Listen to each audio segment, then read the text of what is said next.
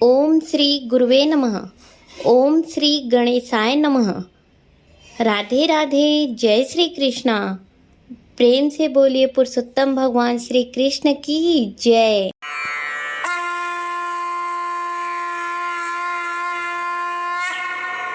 आइए 24वां अध्याय प्रारंभ करते हैं।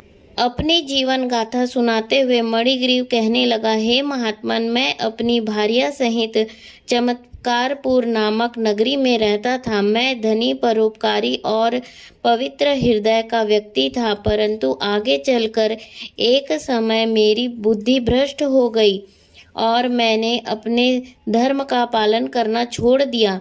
मैं पर स्त्रीगामी हो गया और मदिरा, मांस आदि का सेवन भी करने लगा। चोरी, हिंसा, पर स्त्री गमन तथा अन्य पाप कर्म करने के कारण मुझे अपने संबंधियों ने त्याग दिया।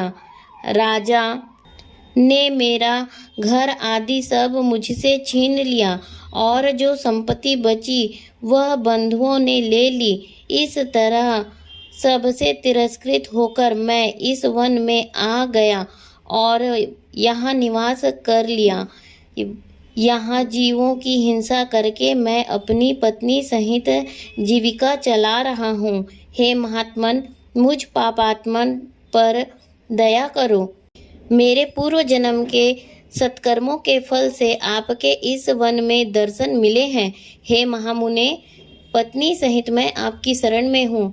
कोई ऐसा उपाय बतलाइए जिससे मैं इस हिंसात्मक पाप कर्म, दरिद्र एवं दुख से मुक्त हो जाऊं। मणिग्रीव की आर्तवाणी को सुनकर उपदेव जी कहने लगे, हे महाभाग, अतिथि का सत्कार करके तू कृतार्थ हो गया है। इससे ही तेरा कल्याण होगा। व्रत, तीर्थ, पूजा पाठ और स्नान आदि के बिना ही तेरी दरिद्रता दूर होगी। यह मेरा निश्चय ही कथन है। अब से तृतीया मास पुरुषोत्तम मास होगा। तुम अपनी पत्नी सहित भगवान पुरुषोत्तम की प्रसन्नता के लिए दीप दान करना, जिससे तेरी यह दरिद्रता समूल नाश को प्राप्त होगी। तिल का तेल का दीप दान करना और ऐश्वर्य सुख होने पर घी के दीपकों का दान करना। लेकिन उपवास के इस काल में तेरे लिए इन दोनों में से कुछ भी संभव नहीं है।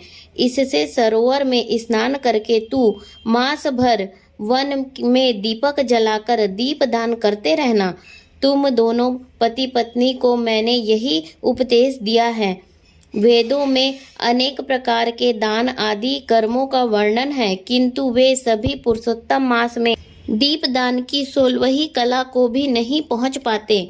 पुरुषोत्तम मास के दीपदान की महिमा का वर्णन करते हुए स्वयं भगवान नारायण ने कहा कि सारे तीर्थ और सारे के सारे शास्त्र पुरुषोत्तम मास के दीपक की 16वीं कला के समान भी नहीं। योग, ज्ञान, शास्त्र, सारे मंत्र इस पुरुषोत्तम मास के दीपक की 16वीं कला से भी निम्न है।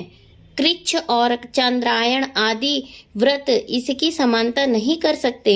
वेदों का पठन पाठन, गया का श्राद्ध, गोमती नदी के तट का वास, सब मिलाकर भी इसके समान महत्व नहीं रखते। इसी से पुरुषोत्तम मास में दीपदान अवश्य ही करना। मैंने यह तुम्हें दरिद्रता के नाश की युक्ति बतलाई है। हे वत्स, तुम्हारा कल्याण हो, तुम्हारी सेवा से प्रसन्न हो। मैं अब प्रस्थान करना चाहता हूँ। अगस्त जी बोले। इतना कहकर वह श्रेष्ठ विप्र उपदेव जी द्विजभुज मुरलीधर भगवान को स्मरण करते हुए प्रयागराज की ओर चल पड़े। दोनों पति पत्नी भी उपदेव जी को आगे तक पहुंचाने के लिए चल पड़े।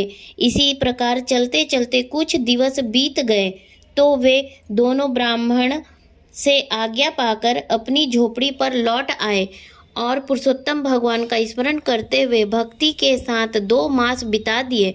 पुरुषोत्तम मास के प्रारंभ होने पर उन्होंने सावधानी से इंगुदी का तेल का दीपक संपूर्ण मास प्रज्वलित किया और व्रत नियम से रहकर उन्होंने संपूर्ण मास व्यतीत किया। पुरुषोत्तम भगवान श्री कृष्ण जी की कृपा से उनका अंतःकरण निर्मल और जीवन अत्यंत धार्मिक हो गया था। सभी प्रकार के सुख व ऐश्वर्य भोगने के पश्चात समयानुसार पति पत्नी यह शरीर त्याग कर स्वर्ग में जा पहुँचे।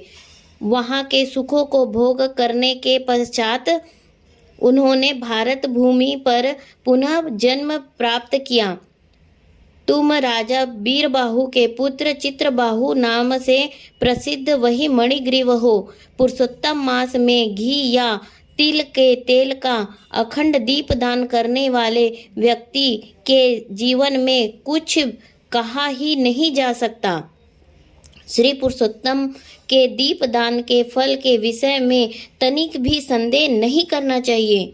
महाराज चित्रबाहु को पूर्व जन्म की यह कथा सुनाकर और आशीर्वाद देकर महर्षि अगस्त ने विदा ली।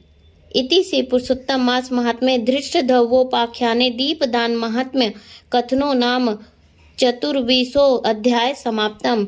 प्रेम से बोलिए पुरुषोत्तम भगवान श्री कृष्ण की जय। पुरुषोत्तम मास की जय। राधे राधे। जय श्री कृष्णा।